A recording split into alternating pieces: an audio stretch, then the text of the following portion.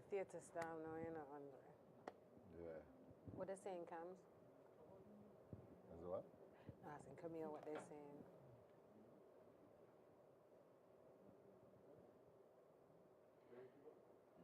Entrepreneur.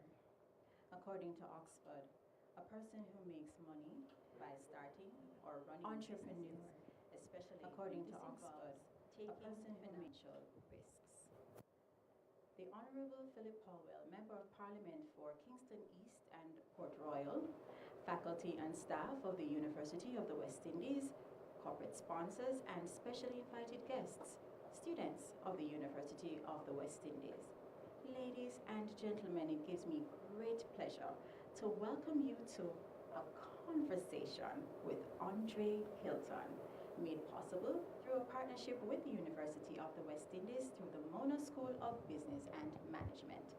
This evening will be one of celebration, motivation, and inspiration for many others on their course of excellence in entrepreneurship.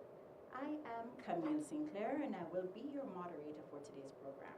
I want to welcome all of you here at the Mona School of Business and Management and give a special welcome to those joining online in Jamaica and from various parts of the world. At this time, I would like to invite Executive Director of the MSBM, Dr. David McBean, to bring his remarks.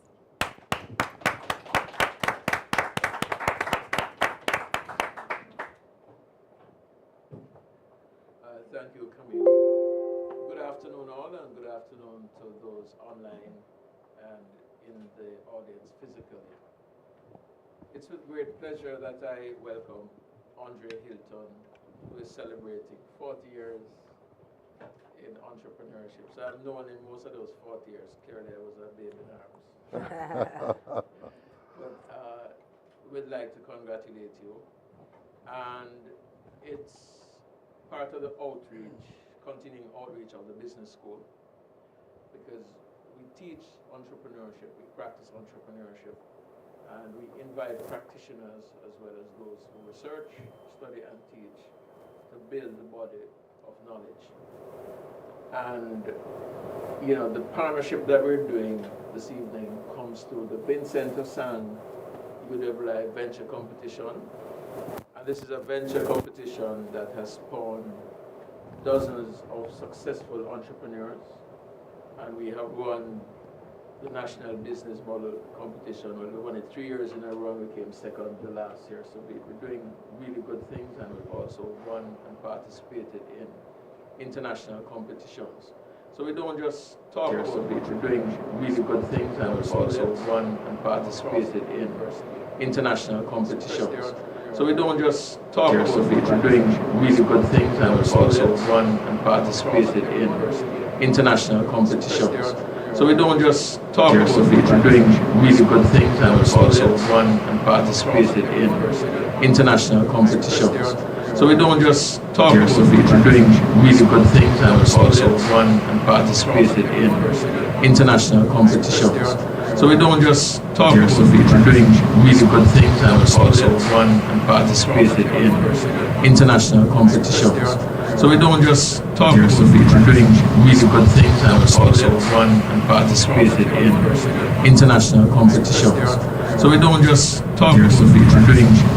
things, and we've also won and participated in international competitions. So we don't just talk about it, we're doing really good things, and we've also won and participated in international competitions. So we don't just talk about it, we're doing really good things, and we've also won and participated in international competitions. So we don't just talk about it, we're doing really good things, and we've also won and participated in international competitions. So we don't just talk about it, we're doing really good things, and we've also won and participated in international competitions. So we don't just talk about it, we're doing really good things, and we've also won international competitions.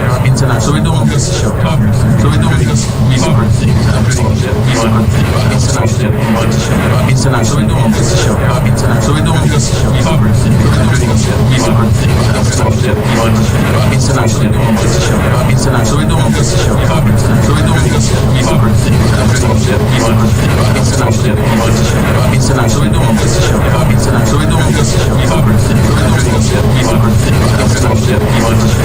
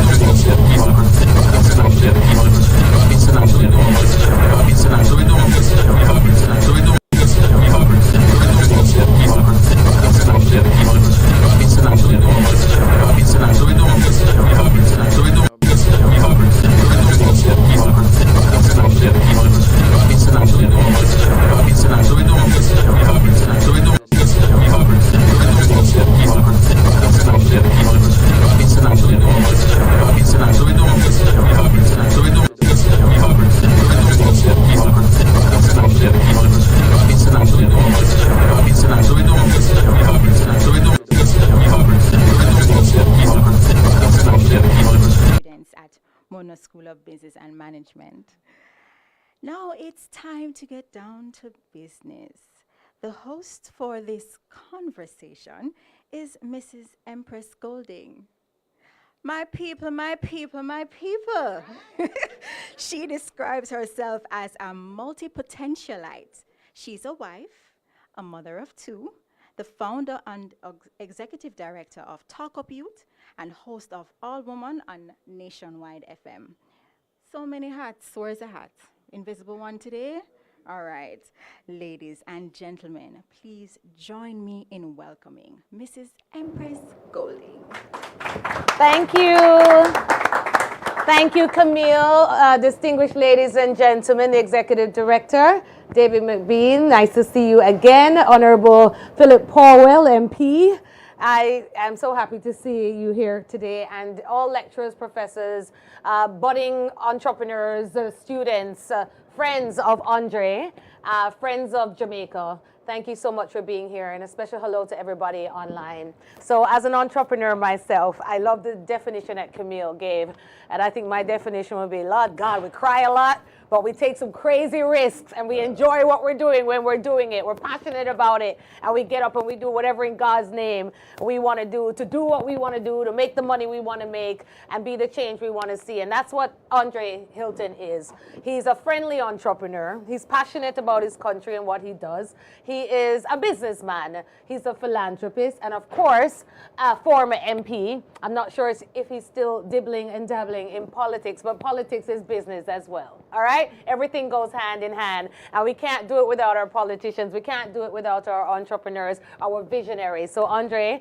it's so good to be here. Thank you for allowing me to be in this space with the greats to have this conversation with you. And I join and the chorus of David to say congratulations on 40 years in business. But let's start with the barefoot boy from country, because everybody has a beginning. And sometimes when you see a little child, you look at them and say, boy, I'm not come out to anything, and you have no idea where he's gonna go and who helped him along the way. So I think that's an important part of the lesson. What man has done, man can do, and we can too. So let's start with the beginning. This little barefoot boy from country. Tell me about you growing up.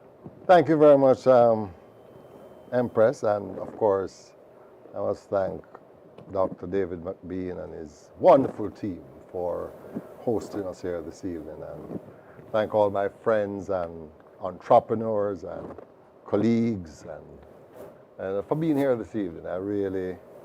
It gives me motivation, yes? But 40 years ago, I started business, but before that, I grew up in a little country place in St. Catherine called Newport. Now, if you know Bogwalk, then it takes you to Riversdale, and it takes you to Williamsfield, which Andre knows very well, and then up to a little community called Newport. When we talk about bush, is bush. So let me give you a little description now. I had to get up early in the morning and tie out goat. And you have to go catch water, because there's no running water, there's no paved road, so I had to run barefoot to school, 3 miles, barefooted with my little exercise book in my back pocket. And then, I mean, it was a struggle, but I think it hardened me. It made me strong, you know, those experiences.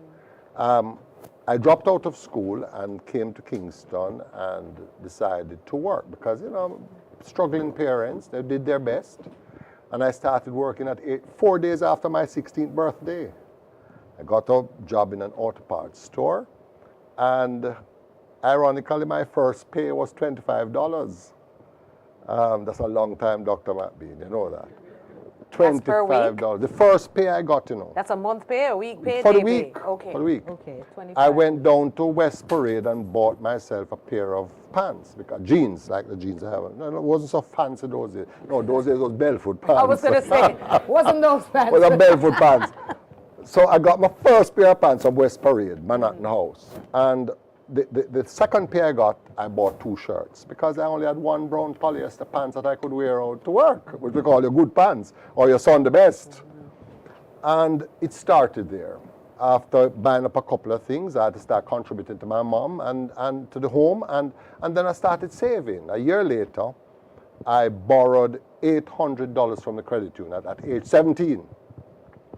When I went to the credit union, I'm taking my money every week, you know, and God bless, which is what was Church's credit union at the time. No, it's it wasn't no FHC, something like that. They're doing very well. Good. You have to give the credit union credit. When I went to the lady, she says, no, you're underage. You can't borrow money. You're 17. I said, but you're taking my money every week. What do you mean I can't borrow money? So I roughed her up and she loaned me the money. You know, in those days, $800 buy me a little bed, a second and four burner stove, which wasn't, one of the burner wasn't working. And then and then we got a little dresser my sister gave me, I'll fix it up. My mother gave me pot and pans, and my sisters helped me to drape up the place. And then I moved next door to where my mother was living. I test it out. So of course, you know, you can check back your mother next door. So I moved out at age 17. One of the experience I had working, and it's an important lesson I want to speak to our audience about, especially our young our entrepreneurs at the Mona School of Business, and anybody who's listening who wants to take risk or wants to go out on their own. Look here, don't be afraid to volunteer. Don't be afraid to go the extra mile. In those days, for the older people in the audience here, like my friend Renix, you might know about Austin, Cambridge, and Morris Oxford. Those cars were the cars that ruled the roost. Nobody never wanted to talk about Toyota and Datsun, and it wasn't even Nissan those days, it was Datsun. Nobody would stock parts for them. I was a little youth in the auto parts store. From a customer came in and said, look, I can't find this part. It is not available in Jamaica. I said, give it to me, man. I'm going to find something for you. And I went around the warehouse in all the dust, and I would match up a thing and say, yes, man, this one can work. Looks the same, or go into the machine shop and cut off a piece. What I was doing, going the extra mile, serving the customer, caring about people and their challenges, I was learning at the time something that nobody else had.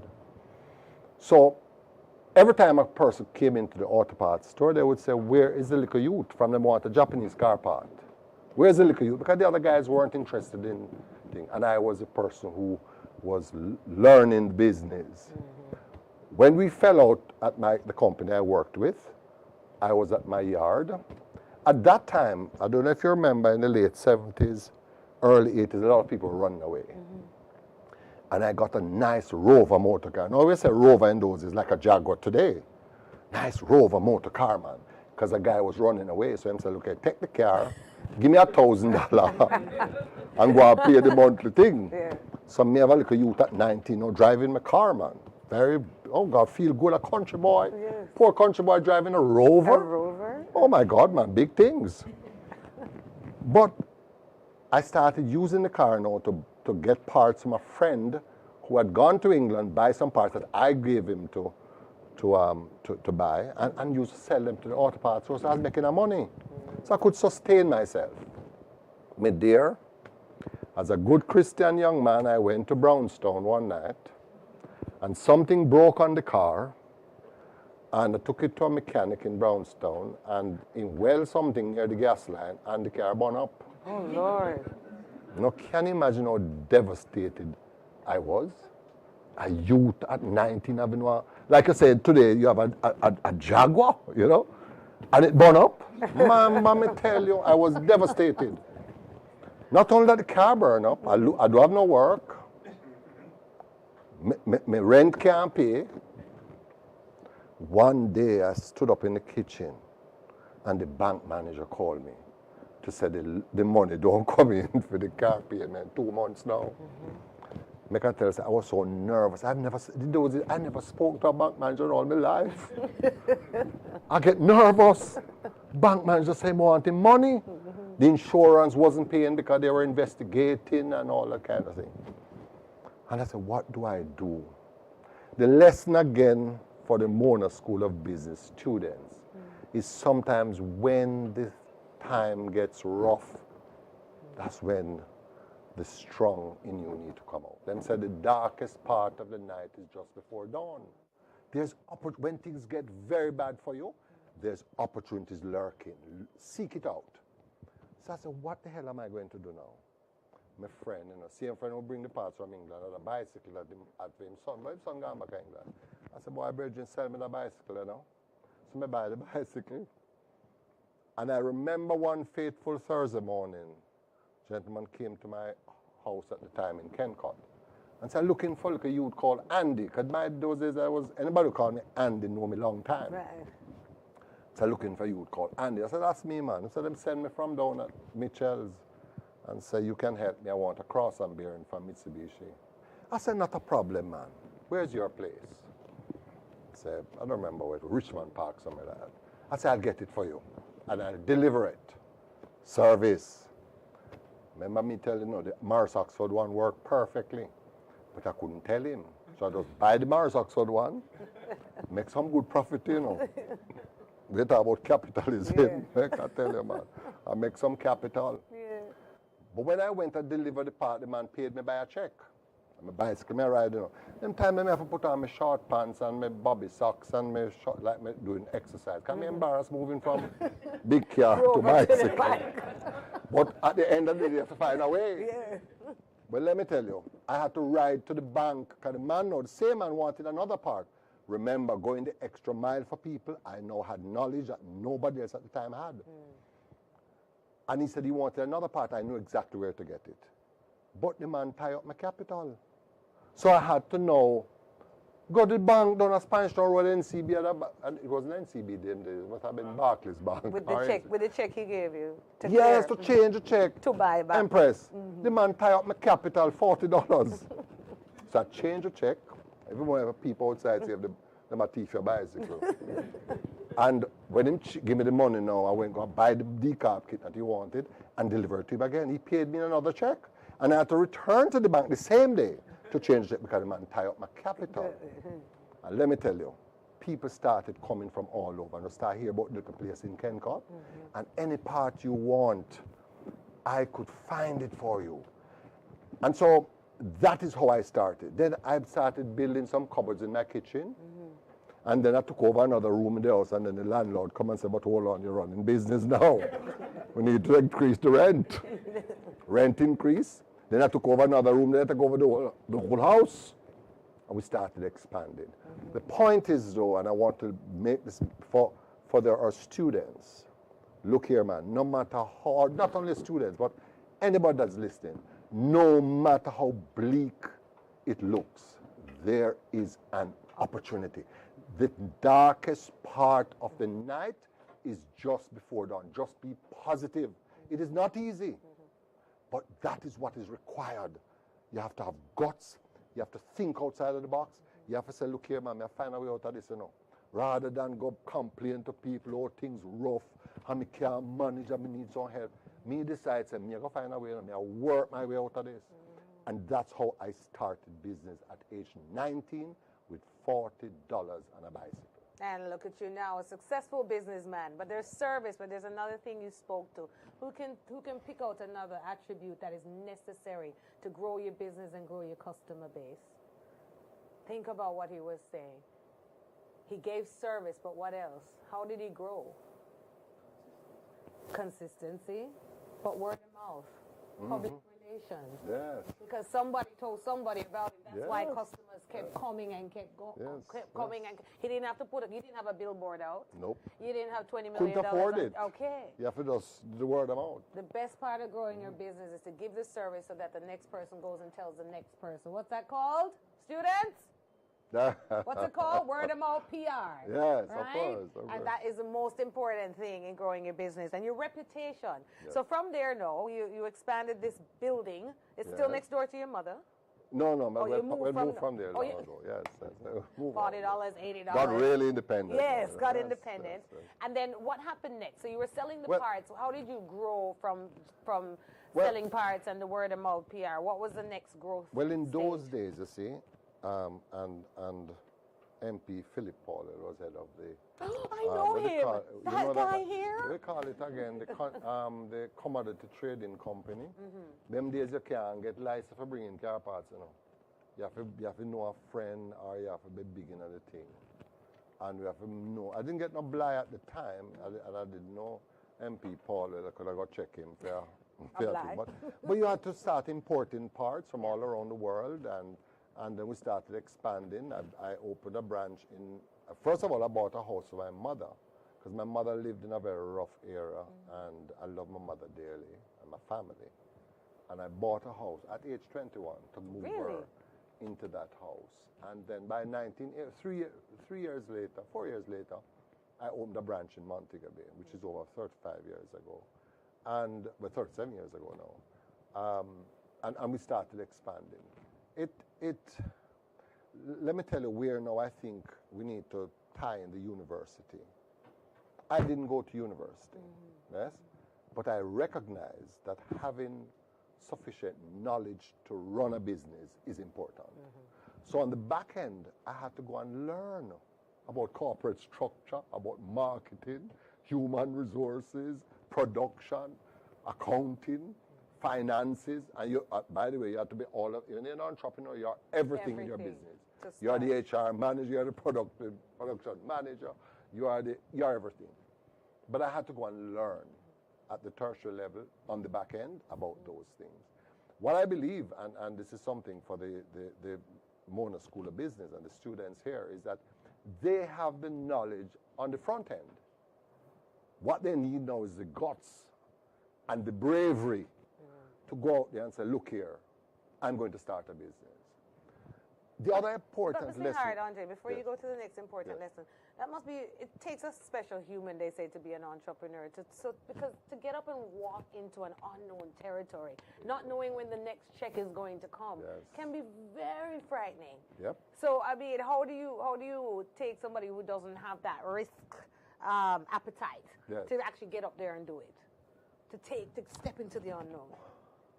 Well, attending the university, I presume that persons will say the first step is to get a degree in entrepreneurship or in marketing or wherever, and then I'll go into the business. But sometimes, you know, I believe when you use what you have, we sometimes do not value what we have. We're always looking out there to say, boy, you know, if I can get $100 million, if I could get Empress to be my marketing manager, if I could get Charles to be my PR manager, I could start a business.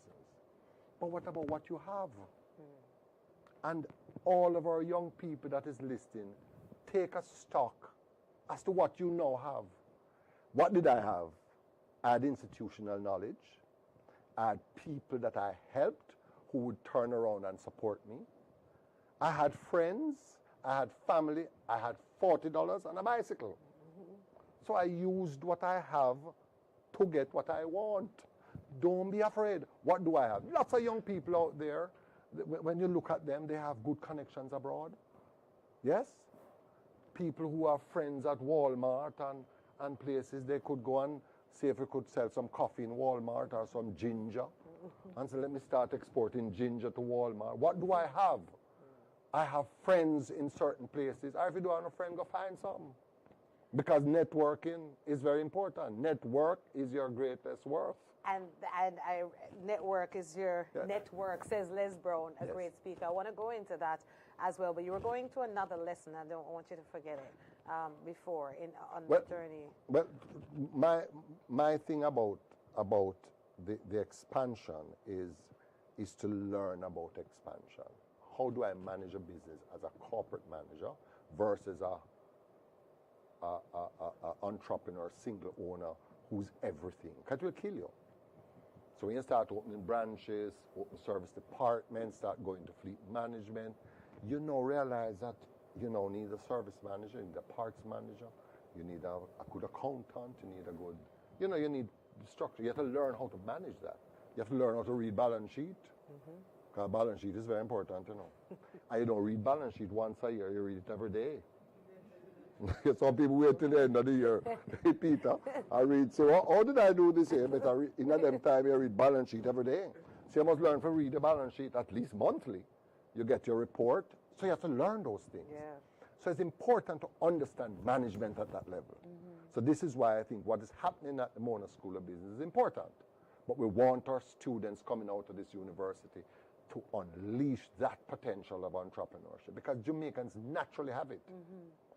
and maybe government needs to encourage it a little more, work with the University of the West Indies a little more to encourage our Jamaicans who are always ready to open a business. Well, let's talk about our Jamaicans and managing Jamaicans. Oh, Lord. Let's talk about timing. Yeah. Let's talk about discipline. Yes. Let's talk about it, sir. We have to talk the truth. Yeah. Managing Jamaicans, how hard is it, especially when you have one branch in Montego Bay, you have one here, you understand every area of the business, and now you have to employ somebody to perform at a higher standard than even yourself, right? And then you have them coming late, and then they're not performing, they're not passionate about the business you were passionate about when you started with the $40 and the bicycle. How do you manage people to keep your business alive? Because you can't have the business expand without the people. Yeah. You know, tough love is a very important ingredient in business. And in the Jamaican space, Jamaican people you can get a lot out of Jamaicans, you know. But you better know how to deal with them. You can't badger them. Look here, I have many staff. In my 40th anniversary supplement in the Gleaner, I had staff that sponsored a page just to express to the country what working at Andrews Auto meant to them. Because what my style of management is tough love. They know I'm very strict, my standards are very high, but they know I'm interested in their development. Yes? So I believe when you're going into this business, people get carried away with this management thing, you know, like, oh, I'm a big manager now, so it's time to hit people. No, it's time to motivate people. And I believe the Jamaican people can be motivated if you assure them that you're interested in them genuinely, you love them, but you are firm with them. They will respond to you. And I'm telling you today, many, many Jamaicans. I remember a youth one evening I was driving home, and poor people start calling, aren't you watching what the program on TVJ named Profile? On TVJ with Ian Boyne? I said, no, I'm on the road. He said, boy, a youth on the program I talk about, you know. I said, really? Next morning I saw it. And in essence, what the youth was saying, Andrews Auto was his start. He was a barefoot boy living in a car. I took him on and fixed him up and sent him to school and gave him a job and taught him a couple. And I never even remember the youth till me see the picture up on TV. But the point is, he was able to express to Ian Boyne that Andrews Auto was a motivational center for his life. And he went on to become a aeronautical engineer in Japan with Boyne. So, many youths, many youths. I mean, sometimes they come from foreign and come back and check me and say, boy, Mr. Hylton, Andrews Auto is my university, you know, so I learn the thing, you know. I remember a little youth as a very important lesson for young people today. A little youth came from Philip constituency too, who was cleaning up the warehouse. All his job is to clean the warehouse. And he was the last man leaving the evenings. And I worked till late. Sometimes 10, 11, or 12 o'clock I'm at work. And even before he leaves there, he knocks on the door and says, boss, you all right? I'm leaving now, you know. You need help with anything? I said, no, Richard, I'm fine. All right, him leave. One day, I had a problem with my branch manager in Montego Bay. And I had to run down there the next morning. I don't know when I was going to come back. And on his way out, he says, look, I'm leaving, boss. You want any help with anything? I said, what do you do, Richard? Pack a bag. We're going to Montego Bay for a few days tomorrow. Now, him could have said, boy, boss, you want to see, you know, me never did plan for that, you know. Or boy, boss, me never tell me mother or boy. He said, no problem, boss. He packed him bag and he came. I took him there, and we had a house in Montego Bay at the time, and I taught him the business. I never knew him that well, but him know the parts thing. And I started teaching him. After 3 months, I left him there to run the branch. He did so well, I took him back to Kingston to become my parts manager. The youth is doing very well now, married with beautiful children, buy him house. Proud of him. Because what? He was willing to go the extra mile. It is something that we have a problem with young people today. They think it's a sin to work and don't get $1. But the value you get from volunteering and go the extra mile, you cannot quantify it. I want to clap that one because I would say I'm still in the younger generation, but I'm swinging in the older generation too. Been around, seen a few I like things. what you said to me there about the $500 though. Which one? When you said to young people, pay me $500. Oh, yeah, for the yes. trip. Oh, yes. So Andre and I, we've had many conversations, by the way. This is just an extension of it. And I said to Andre, you know, sometimes I work with young persons. They come, they may have their degrees and experience, but the time they step out in the field, I'm like, Lord, help me. Them don't know nothing. Not a thing. They have the book down, pat. But when they get out in the field, they have no idea how to apply themselves. Yeah? They have no skills that you could think possible to even take the first step to represent you and take on the project or the activity. And I said to Andre, I started to say to them, anytime you work with me, every lesson I teach you, you pay me $500. And that is cheap. That's Because a deal. That's a deal. That's $500 a lesson. Yes, so if I have to teach you Google Drive, for example, that's $500.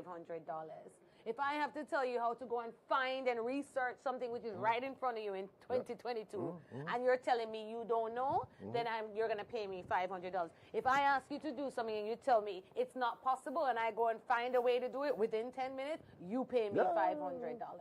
And so there is an attitude with the new generation, not willing to just get up and go. He could have said to you, all right, you need to pay me to come for the 3 days. That is right. But he just did it. Yep, And that's what we have to do so that we can seek the next opportunity. Going into what you said, network is your net worth. And I want to look at that in your business and growing your business and your customer base. How important is it to network as an entrepreneur and somebody in business? How important is the network? All right, and I'm going to say this because a lot of the people I'm speaking to online would be persons who have a network already.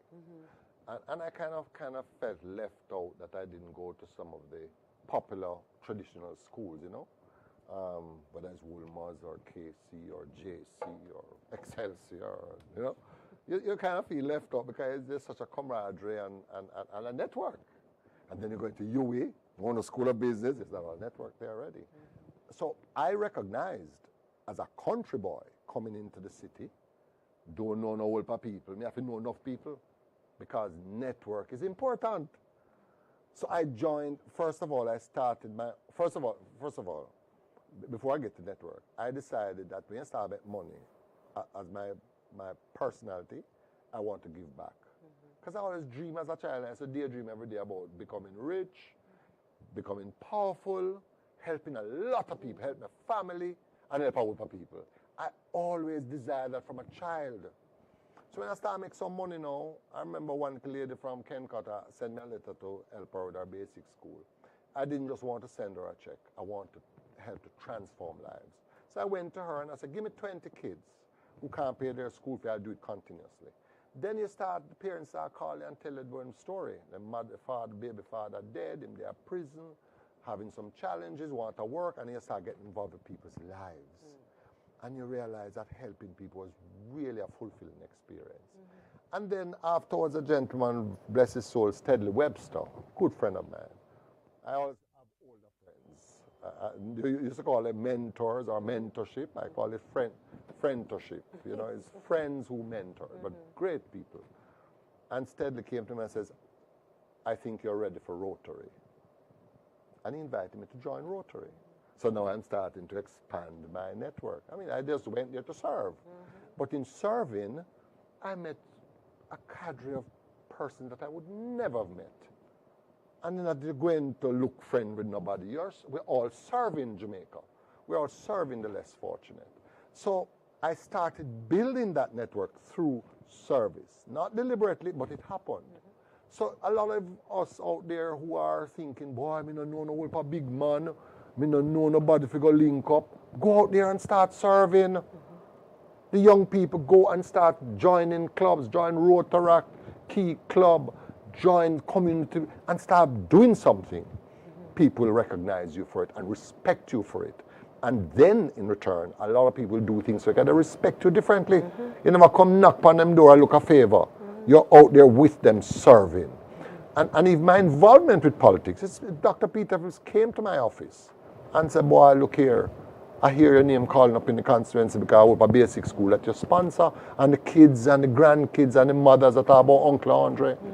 We want you to come and serve. And I realized that, but politics is service.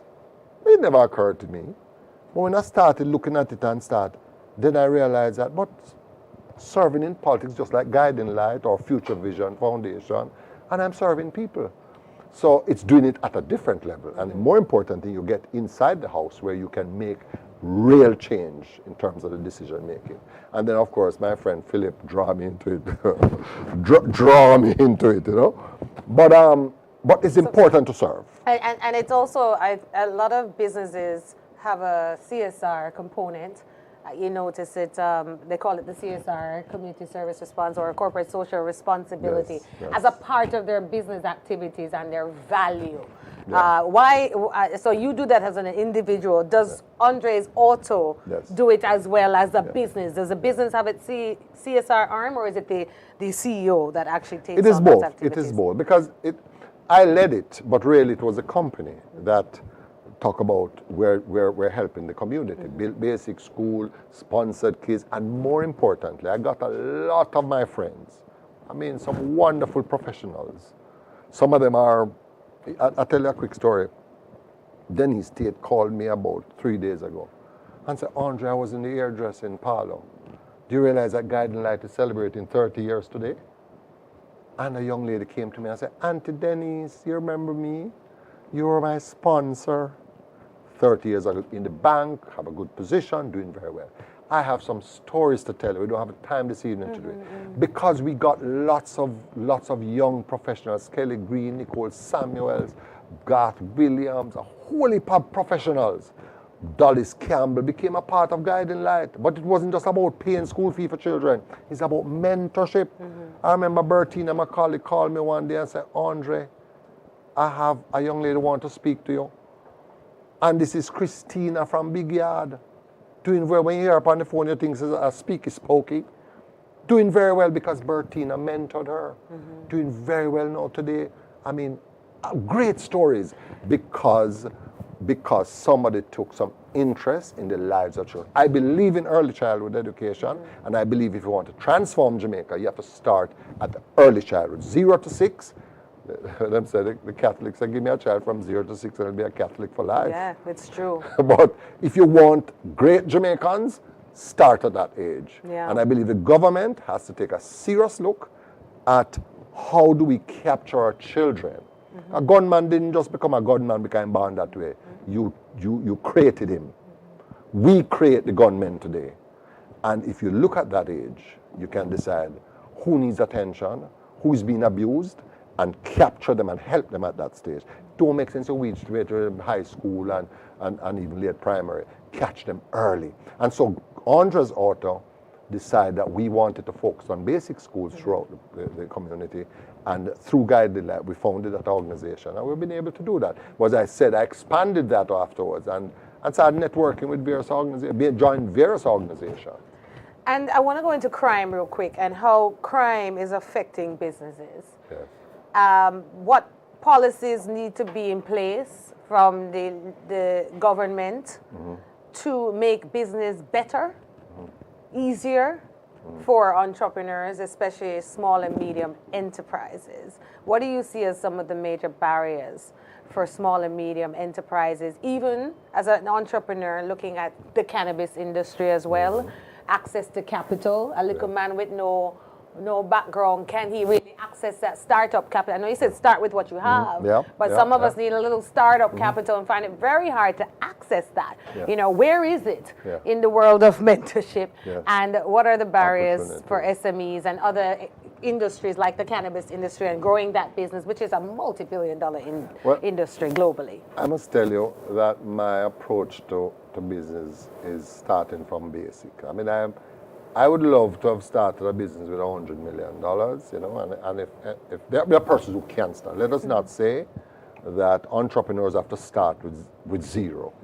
There are persons who have access to money, right? Some of my friends them have access to big money. You can start with a $10 million, or you can do venture capital and so on. So it's not you have to start with nothing. My story is just to say, if you have nothing, start with what you have. But, you know, when I compare when I started my business 40 years ago, I started Andrews Auto 40 years ago, and look today, there's so much more opportunities. We have technology today, yes? You have to know some people at different car parts store for send people to me to come buy parts. You know, I have my phone, somebody have my phone. But you see a phone, you know how much people are on it? 5 billion people. You have access to 5 billion persons. Am I correct, Richard? 5 billion people. You know what that means for a little youth up in Cricklewood in the country, or in Newport where I come from? You can access that. You have those opportunities. And you have to give man like Al Philip credit, you know, for opening up the IT sector. Because if it wasn't for that, we would have been logging on and trying to find a little Wi-Fi for 3 days. Now we have Wi-Fi with through universal access fund in the community. So if a man can buy credit, he can go in a community now and start check out how he can Free advertise. Wi-Fi. There are so much opportunities. So we have to change the narrative from chopping to mapping. Ooh. We have to stop the youths from chopping and get them to start mapping. Well, let's Where are the opportunities out there? Yep. We have the best coffee in the world. We have the best ginger in the world. We have the best cocoa in the world, and the best enough other things. We have some of the best dancers in the world. I know a youth right now, him is traveling the world. He's fully booked, just teaching people to dance Jamaican. There's huge opportunities because you now have technology and access to 5 billion persons. Do you know what it costs to do a 30-second ad on Super Bowl in America when they have their annual thing? Crazy. $7 million US for a 30-second ad. What do we have in Jamaica? We have brand Jamaica. Nobody can tell me, say, me can't talk about Jamaica. Me a Jamaican. Anywhere in the world you go today, I say, oh, I'm from Jamaica. Oh my God, Jamaica, oh my God. Usain Bolt, Shelley and Fraser. Bob Marley. Bob Marley. I used to say I was Bob Marley's cousin. I used to get into free clubs. You look like him, too. Indonesia, Thailand. I used to get into these clubs for free. I'm from Jamaica. And that time I had my locks too. So, you know, use what you have. Yes, there you are. Yeah. Of course, that works for you. It worked. Can you look like Bob Marley too? But the point is, we have wonderful, great opportunities. Yeah.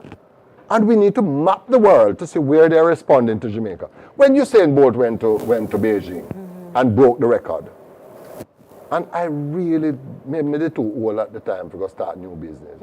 And in China, with 1.4 billion people, when they ask him, how you run so fast? You know what him say? Him say the yam. We should have opened a yam shop. We should have a bolt. We should have a bolt yam punch. Listen. If you get 1% of Chinese to buy a Jamaican bolt yam punch, Rich. you can't done the money. So my point is, we have a lot of opportunities. And Mona School of Business, they are creating some youngsters with a bigger understanding and a broader understanding.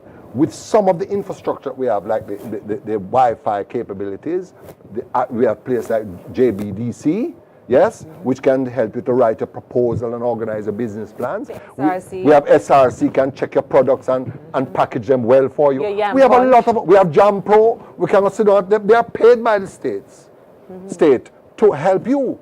There are wonderful opportunities. Let's stop the chopping and let's do some mapping.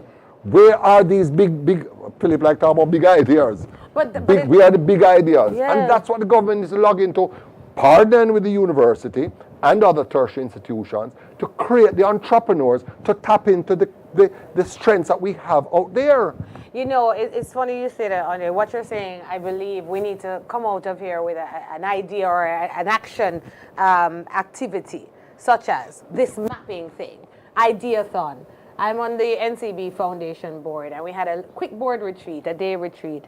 And a man like you, you're full of ideas, and I think we need more of this on a national level, on television, where people are just throwing out crazy ideas, where the little entrepreneur is willing to take the risk, will just run with it and make it happen. I think we need this national discussion so people can log on and get these ideas on how they can grow and build the economy. But I remember this retreat, Andre, and it was just a simple thing where we had to come up with a solution.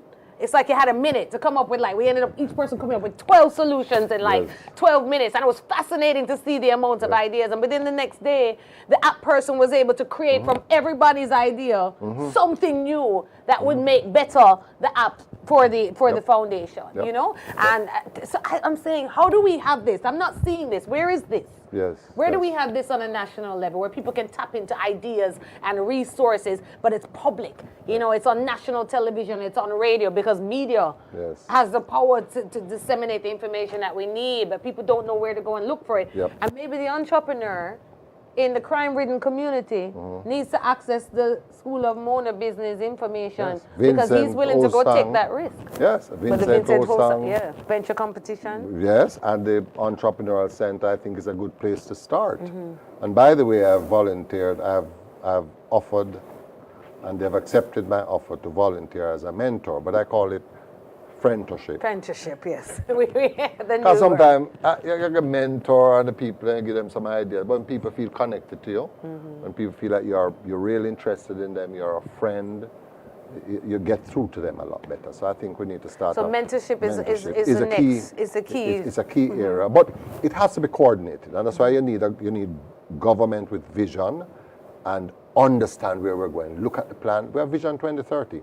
Are we sticking to it? Are we really unleashing? Let me tell you something.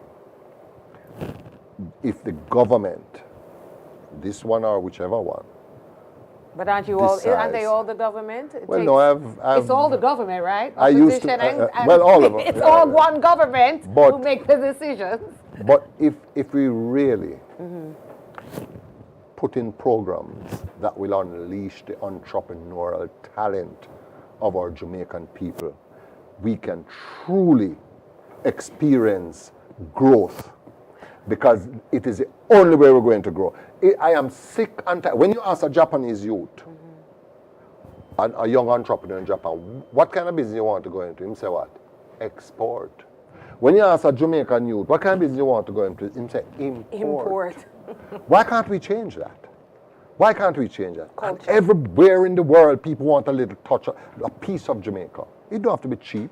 It can be expensive. But just to say they have something from Jamaica. So we have to change the mindset of our entrepreneurs, and Mona School of Business, Dr. McBean is a good place to start, to get people to start thinking export. We have a lot of opportunities. Look at technology. Right now you can sit in your yard and become a social media manager anywhere in the world. Think about that. You can start, you can be paid for so many services online now.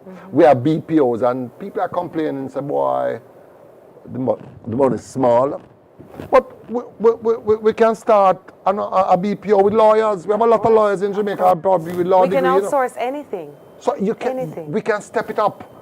There are so much opportunities. I think my little niece, Jordan, 13 years old, just started Immaculate, went to the house and said, Uncle, I want to show you my little book. She's showing me some drawing. She wants to get into, what you call the thing now? Animation. So I call the Minister of Education, who is my friend, you know, me and her did up at top. Yeah, same flavor. Because she was in a business like that. And she promised to hook me up with the perk. Because my niece at 13 needs to start thinking where are the opportunities. Because she loves it, it's her passion. She going to Immaculate, but she loves drawing. That's her passion. We need a system that can capture the potential of these youngsters and point them in the right direction. Right now it is pure chopping them. Some of the picnic them are going there. We have to stop that. Because if we don't stop that, it is going to kill Jamaica internationally.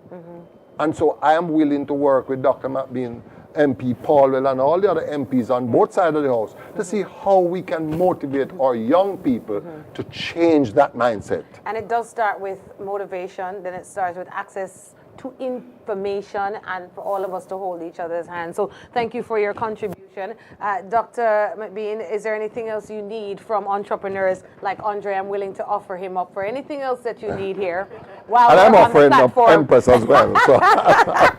While the cameras are on, we can always rewind the tape. I'll probably project a bit more. So,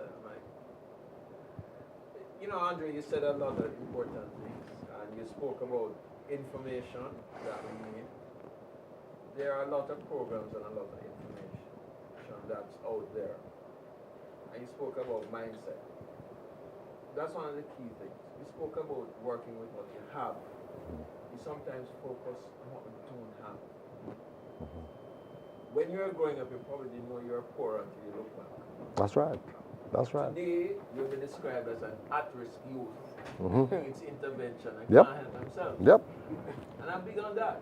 Yes. Sometimes we talk our young people into, thank you very much. We talk our young people into almost failure, almost telling them that for you to succeed is against the odds. Like you, I come from the country, with different circumstances.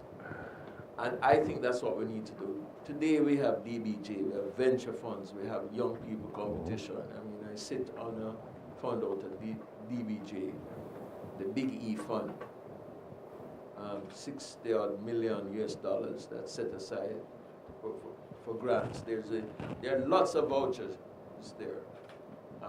You know, learning and be willing to learn. Too many entrepreneurs says, I don't know anything about a balance sheet. And the bank is making it too hard for me. If you really want to succeed. And I think that's the other side that but we have to make it easier. There's a lot more opportunity. You spoke about chopping. I learned a different meaning of banging and chopping. We have to address our culture. Yes. It can't be that you start today and you must get rich tomorrow. Many of us have gotten our starts because our parents were laborers, domestic helpers. We need to tell those stories. They started with nothing. They worked their fingers to the bone. Community contributed in to make our generation what it is. Many of them grew up without electricity, without running water, without transport. So I think, you know, I was heartened to hear that because that's where we need to go, which is stop focusing on what we don't have and what we do have. We have so many things that you said that we have. So that's what we want from the entrepreneurs because, again, as I said before, we take from the same pool. So if we have a pool of people that believe that it must be spoon-fed to them, we could teach till we're blue in the face if there's not, along with that, a societal push about what you got to do. We have to make crime as well socially unacceptable. We have to make when people do certain types of activity, they're not celebrated either in speech or song. Absolutely. Absolutely. We have to tell our youngsters Absolutely. that if you're in criminal activity, there's no space for you. Yes. No matter how poor it is. It's crime that causes poverty. Poverty does not cause crime. Yeah. I stop there of the soapbox with a man to hear an entrepreneur, successful, saying something about the values and what we should do about making do with what you have till you have more. And I think that's a key. Yes.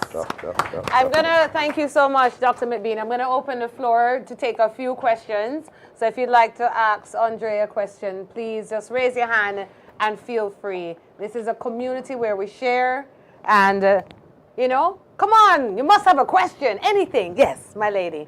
Should we bring the mic to you? Give us a second. And we do have some questions coming in from YouTube and Facebook, and I will read those as well after this question. Evening, everyone. Evening, Andre. Congratulations on 40 years. I wouldn't really consider myself an entrepreneur, or, you know, nor do I really have this entrepreneurial spirit or mindset. But the more that I hear you talk, is the more that I kind of see how entrepreneurship starts, which is more like identifying a need and finding a way to fulfill that need. But my question is very random, and it comes from the very beginning of your story. How did the rover catch a fire? And how did that story end with all With that the rover. Yeah. Did you use the parts? No, the rover caught fire because a mechanic at the time was in the country trying to help me because I had a problem with it. And I was welding and it caught the gas line and the car just went into flames. I had to stay at my friend's house the night, and it was just devastating. As a young youth at that time, it was just, you feel so good for a car, I think. That's how that really happened. But I want to comment on what Dr. McBean said. So before you do, did you salvage any part of it? No, it was Okay. totally gone. When it burned, when I said, okay, if only insurance company eventually paid for it. Eventually, after a long time, and some calls from the bank manager. My brother Sam will know the story. When you're on the phone, a bank manager call, I'm sweating, I'm nervous, I'm sweat. Because I've never heard a bank manager call me before. I'm nervous. But I got strength at that time to say, look, there's something you can do. And I looked at what I had and decided to use what I have to get what I have, which is what Dr. McBeal is emphasizing. The point I want to make about the opportunities.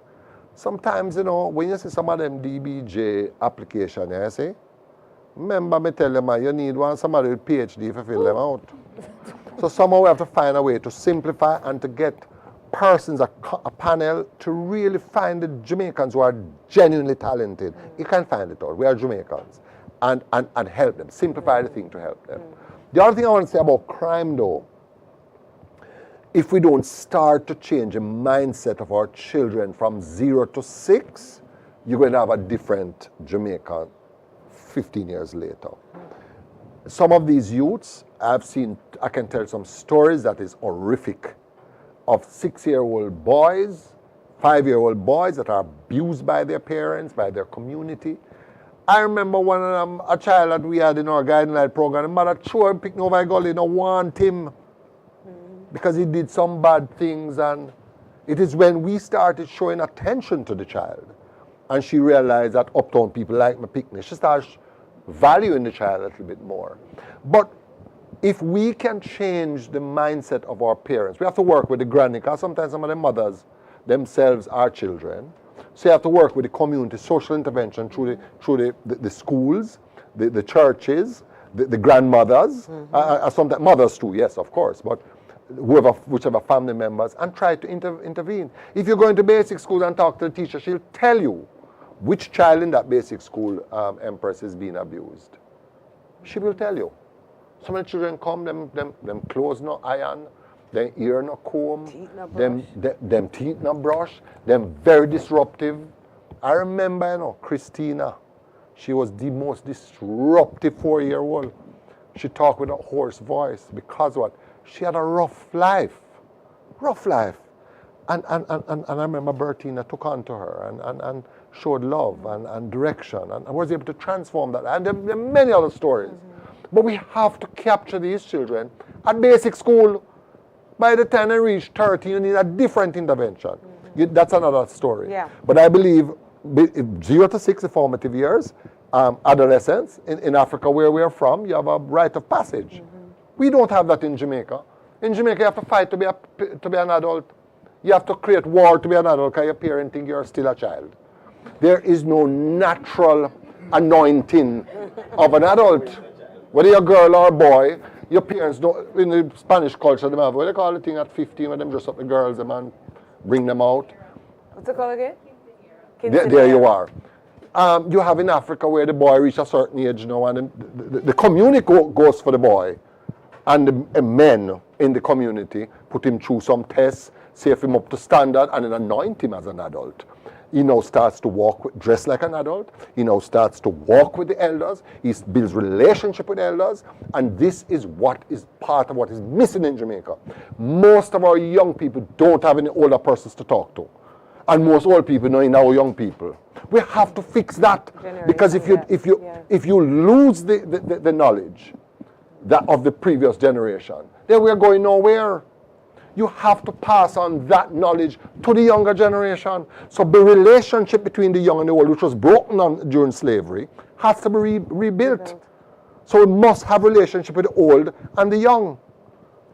And both are guilty. Both young people don't reach out to old people, and old people don't have no regard for young people. Understand the so we have a lot of things to do socially to fix Jamaica. Yeah, we do. It's not just locking up youth with Dr. McBean with a gun. How did he become a gunman? How did he become a murderer?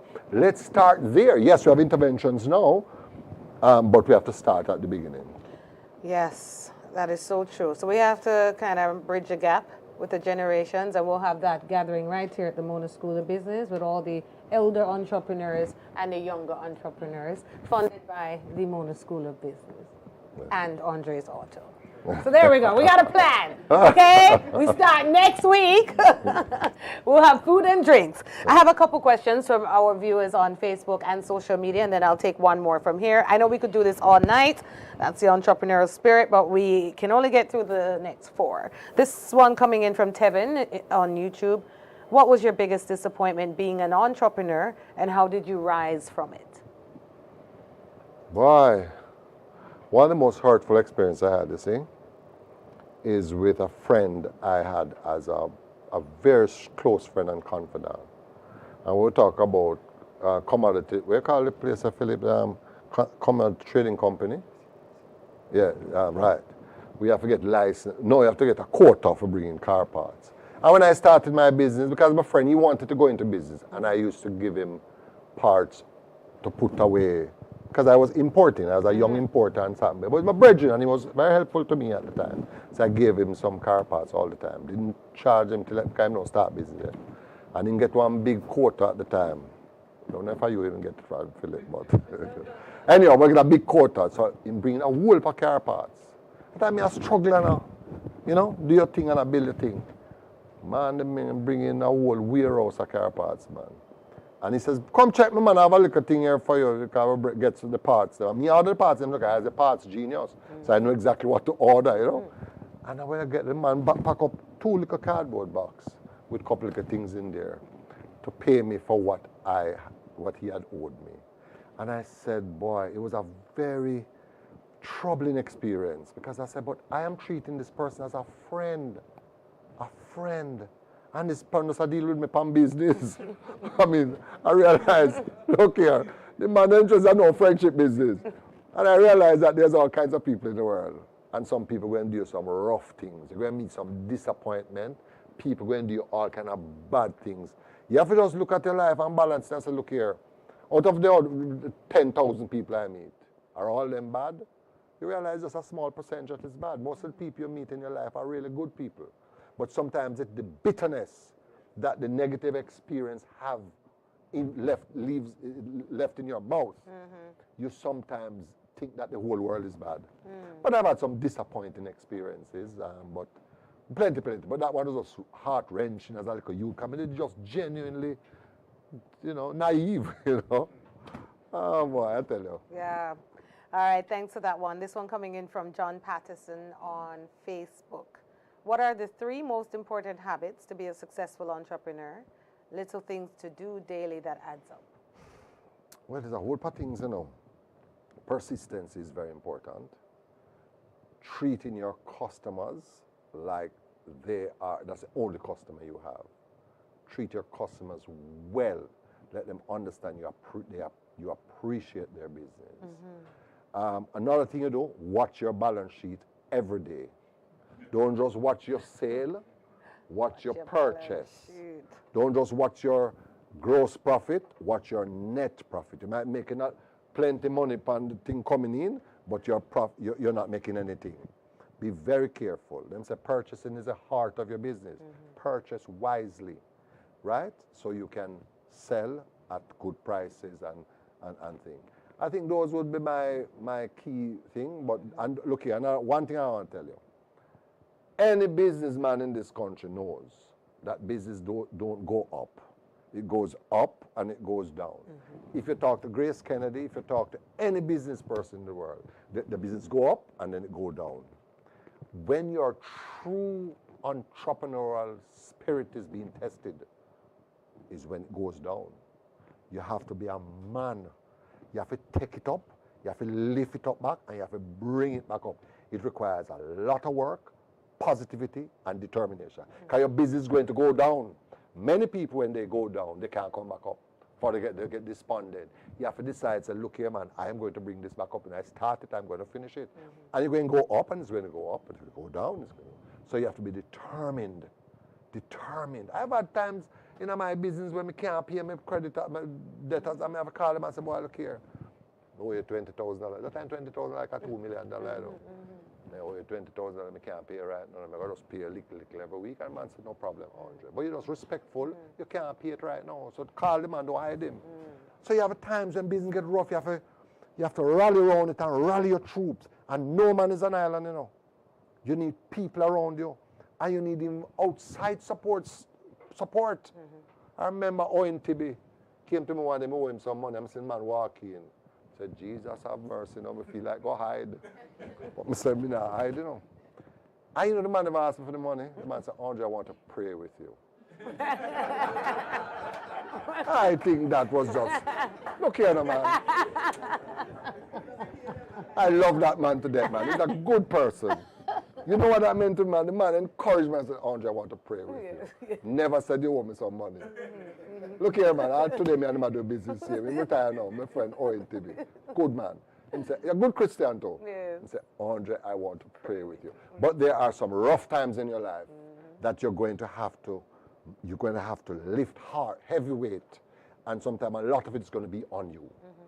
Leadership is lonely. When you are an entrepreneur, sometimes it gets lonely. My friend Kirkland don't know me at all, but sometimes it gets rough. But you have to be determined and strong. And have faith. You know, one of the things I also look at, the glass half full rather than half empty. Many of us can say, me have a problem with people we meet. Boy, this bad. I say, tell me what is good. All of us is half glass, you know. All of us half full, half empty. All of us. None of us is perfect. Me have bad quality, me have good quality. All of us, things good are going. I say, you think me not have a problem? If me tell you my problem, you cry for me, man. But I don't talk about my problem, I talk about the opportunities. I talk about how thankful I am that I woke up this morning, that I have health and strength, I have roof over my head, I have friends and family. I'm a millionaire. You know, people cock up in the hospital with drip. I would want to return to good health, and I have health. It's the greatest wealth. I have friends and family, roof over my head, food on my table. Everything else is brought up. So if you start from that standpoint, you realize that, hey, life is not that bad after all. But sometimes people have a lot going on for them, and they sit and complain. God has been good to many of us, and we must see the glass half full rather than half empty. Perfect attitude. Perfect attitude. Final one from you, Paige. Good evening, everyone. Andre, I must say that I'm really inspired by your story. There's just one little question I want to know.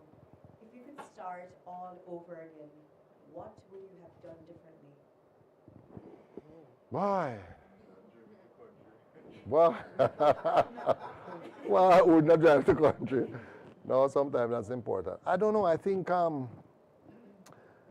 don't know. I think I probably would have been more consistent, because I mean, if I really stuck to my business for the 40 years and give it full attention, I think I'd be the #1 auto parts store in Jamaica. That's a fact. But I left it because I pursued other things, and maybe I get bored, you know, tired of business, and probably even know I'm tired of it too. But you have to stick with it. So I'd probably do that. I went into politics to serve because I enjoy serving, and so I don't really regret that. But maybe I should just sell the business at that time. If I was to do it over, I'd probably fix it up and list it on the stock exchange and sell it, you know, and then go into politics. But that to me would have been my only thing that I would change. But I enjoy my life. I've lived a wonderful life, traveled the world, met some wonderful people. And rumor has it he used to have the hottest parties back in the day. oh yeah. For those who know. Yes, I believe in balance. I really believe in balance, and you can go through life just working, and you really don't live. I believe in living and live every phase of your life, but balance is important because sometimes I get so caught up with having fun, you forget work, and sometimes I get so caught up with work, you forget to have fun. But live a balanced life at every phase of your life. You'll be in your 20s only once. You'll be in your 30s only once. Enjoy every facet of your life at that time. Do you know that I have a thing I say all the time? God gives you another day. Every day you get up, God gives you another day. You're like a sponge that the Lord has dropped into the fountain of life. Wring it dry every day. Wring every bit out of your life every day. And that is to be balanced between work and play. Wring every drop that God has given you out that day. Don't put off, boy, tomorrow, next time when I get rich. You may never live to see you rich, or if you're rich, you don't enjoy it. Some people are rich now and spend their money in hospital and paying bills, medical bills. And that's a very heavy bill. Yeah.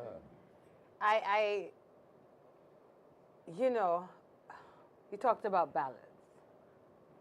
A woman asks a question, a man is begging me for a last question. And when a man begs, I just gotta say yes. So, one more question, sir. It's coming to you now. Final one. Andre, keep the answers short. First, congratulations on 40 years in business. Yes. I know you talk a lot about the balance sheet and your accountants, and I couldn't do that kind of thing. I just don't have the head for it. I want to ask you is talk a bit about ethics in business and how important it is, and what have been your experience working with other people, and how this has played a role, including people within your organization. Yeah. It's very important, John. I believe that your word is important. Integrity, critical. I've had persons, local and internationally, who have extended credit on the basis that they know that if you say you're going to do it, you do it. So integrity in business is critical. But it's not only your creditors or suppliers that you have to have integrity with, your staff. Your staff must know that you're genuine about them, and when you make promises, you keep it. So ethics is very important, and you can't truly be a successful business person. There are persons who have done business, and presently some bankers will not touch them because they have built that reputation. I told some of my young mentees that you're in a small bubble, and the reputation you create today is going to grow with you. So it's going to be a bigger bubble and a bigger bubble and a bigger bubble. So be very careful how you behave, and your integrity is going to be critical. It's going to go with you. It's going to follow you through life. So. Well, let's give it up for the man. 40 years in business, Andre Hylton. Thank you for sharing. How many of you were inspired? Yes. All right, me too. How many of you learned something new? How many of you have new wings to start that engine and go out and do what you got to do? All right, start where you are, stop chopping, and start mapping. Okay, so when somebody says to you tomorrow, how you doing? Honey, I'm done chopping. All right, good. We have the new talk for 2022.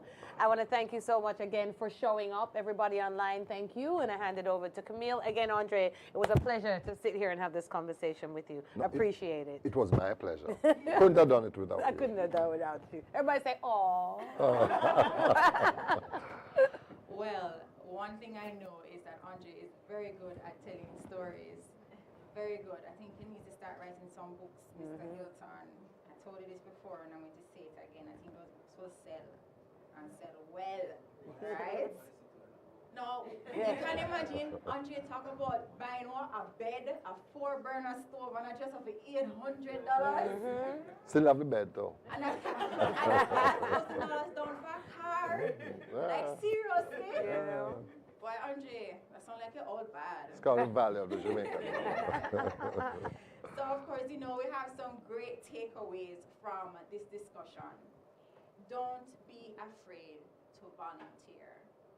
Service is very important, and service in terms of how you treat the clients and the customers you have, but also that volunteerism, joining an organization that does that community work, right? That works with other persons.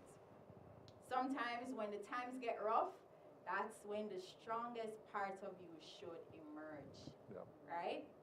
Word of mouth and PR, very good. If you treat people well, people will talk good about you, and then somebody else is gonna come to you, right? Sometimes we do not use what we have. So the big takeaway is use what you have. If you're talented in a particular area, if you went to school and studied something, use what you have. Call people like Andre if you know Andre, and use what you have. I don't like the sound of that. Network is your greatest net worth. And read your balance sheet when? Every day. Not every month, not every fortnight, but what? Every day. Every day. Management. If you are in a position of management, you are supervising someone, use it as an opportunity to motivate your staff. Motivate the people that are around you. All right? Go the extra mile. And the last one, stop shopping. Start mapping. All right. So this evening's event would not have been possible without the support from the team here at the Mona School of Business and Management. So I'd like to invite Miss Patrina Stewart. Is Patrina here? Patrina. Right, we have some presentations to make. She's the administrator of the Spread Love Initiative, and she'll be making a special presentation to two particular individuals who, trust me, they have been working with us to make sure that this evening was possible. Tamara Thomas, Program Coordinator for the Vincent Hosang Entrepreneurship Program. Tamara, where are you?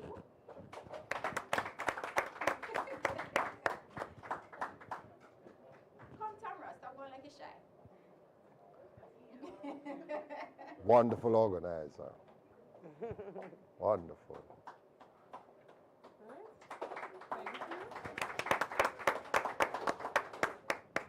Roger, you want them in front of the banner? Or that's fine? Yeah. Well, yeah. All right, we'll do photo ops afterwards, guys. And also Janice Henlin, Director of Marketing. Yay! Janice, man, serious lady. They can do it over there, man. You have the Mona School of Business. We really, really appreciate the partnership and your assistance with getting this done this evening. A round of applause again, guys.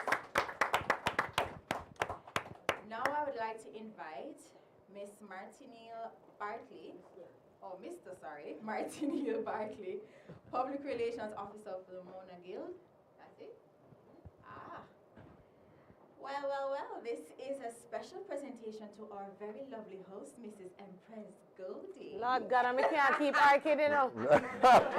What teacher? One challenge, thank you. Oh, I have a mentor.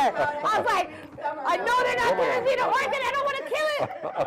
They're so beautiful, but I have a mentor who's going to teach me how to not kill an orchid. Thank you so much, Thank sir. you so much for guiding this evening's discussion with Andre. Thank you. Thank you so much. We really appreciate it. And of course, Andre, help me with this. Yeah, man, definitely. Mr. Roger Danvers, Yes. Director of Spread the Love Initiative, to make a special presentation to who did we have a conversation with today? Andre Hylton.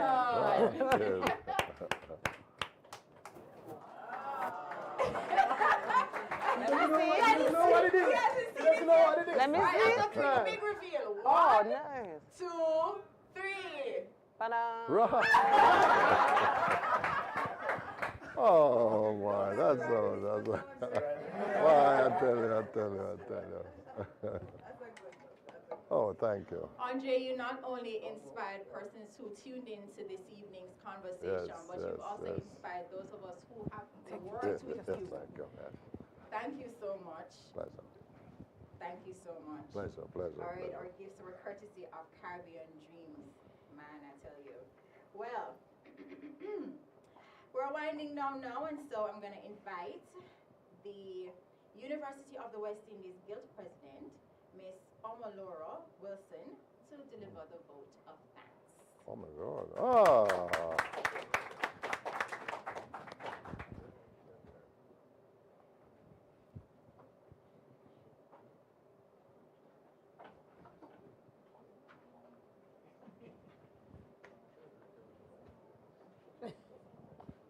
We're going on to SRC afterwards, and we'll thank Dr. McBean and Mr. John Lindo.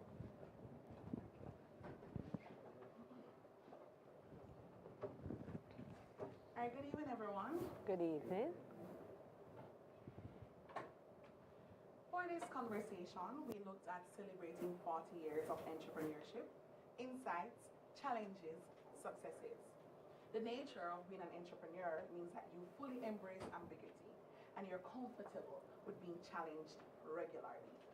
Now, with 40 years of entrepreneurship, insights, challenges, and successes, regardless if your experience is like the great Andrea Hylton, Dr. McBean, or like mine, which is a little bit more of failure, one thing is for certain, gratitude is a must. Yes. Miss Camille Sinclair, the amazing moderator for the evening, Dr. David McBean, Executive Director of the Mona School of Business and Management, featured host, Mrs. Empress Golding, rather, our speaker for the night, Sir Andre Hylton, sponsors, specially invited guests, viewers on Facebook and YouTube, wherever you are on the camera.